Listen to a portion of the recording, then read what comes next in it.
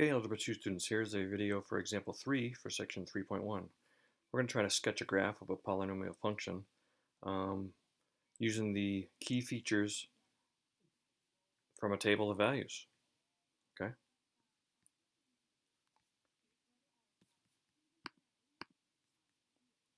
So they typed in this, well, they're pretending that we don't have a graphing calculator, but somehow we have a table of values. So let's say we have these table of values. This matches for this equation right here. These are the x values, they're going up, they're integers, and these are the corresponding y values. Notice the y values are increasing, but then it decreases, and decreases, and then increases, and increases, and then decreases. When it changes from increasing to decreasing, it's called a turning point. Like if I were to sketch the graph, well, let me rewind. Since I know this is a negative number and this is a positive exponent, that means I know the end behavior tends toward negative infinity. Because it has a 4, I know it could have 1 turning point, or it could have 3 turning points. Let's go back to this graph here. Oh, I guess I know it has 3 turning points because it went from increasing to decreasing, there's 1. From decreasing to increasing, there's 2. And then from increasing to decreasing, so I know it has 3. Now, maybe this is higher, and this is lower, or maybe that one doesn't go as high, but there are definitely 3 turning points. The next thing we do is we take those values near the turning points and we just plug them in and find the values, which I guess they already did. So we plot some of those points and then we sketch it. All right, that's all we have to do. Again, we're pretending we don't have a graphing calculator, even though I do.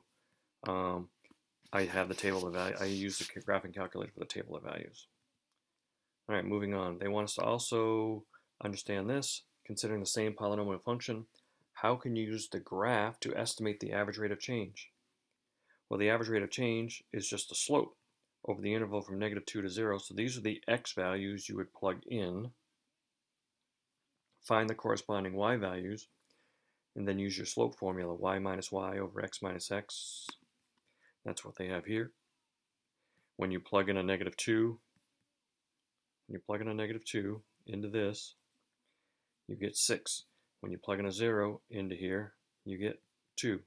So then they went 2 minus 6 for -4 over 0 plus 2, which is 2. So -4 over 2 is -2 for an average rate of change. This might make more sense when I go slower for this example right here. All right, here's a new function. Y equals x to the 5th plus 18x squared plus 10x plus 1. We're going to make a table of values. I'm going to use a graphing calculator because that's easier. I've already typed in the equation for us. Let's see if I have the right table set. I want to start at -5. -6 is close enough. I'm going to go up by 1. Let's see what that table looks like. All right, we're going to look for turning points. Let's see if we can find some turning points. It's increasing, and then increasing, and still increasing to 21, and then it drops down to 8. So there's a turning point near -2. It decreases from 21 to 8, and then down, it decreases to 1. Oh, and then it jumps up. So there's another turning point. So there's 2 turning points. And then it's still increasing. So it looks like I'm only able to identify 2 turning points, which can happen with x to the 5th. It can have 2 turning points, or 4 turning points, or 0 turning points. And basically,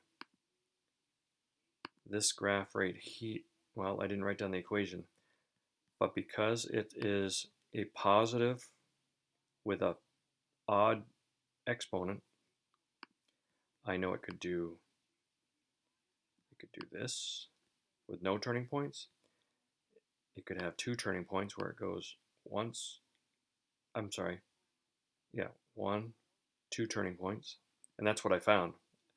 According to this graphing calculator table of values, there was only 2 points where it changed from increasing to decreasing. So let's plot those points. let's see where that was. -3, it's way down here somewhere. -1, 8, so -1, 8 is right about here. 0, 1 is right about here. And the other turning point, oh, there was only 2 turning points. So here are the 2 turning points. And I know it has to start based on the equation. Should have learned this last section. Because it has a positive number and it's an odd exponent, I know it starts down here somewhere. It's going to come up. We'll have it turn right on this. We'll have it turn on this. And then it goes up like that. So there's our sketch. Okay? It's just a sketch. I mean, to get the actual answer, I'm just going to hit graph, right? And I guess I'd have to zoom out.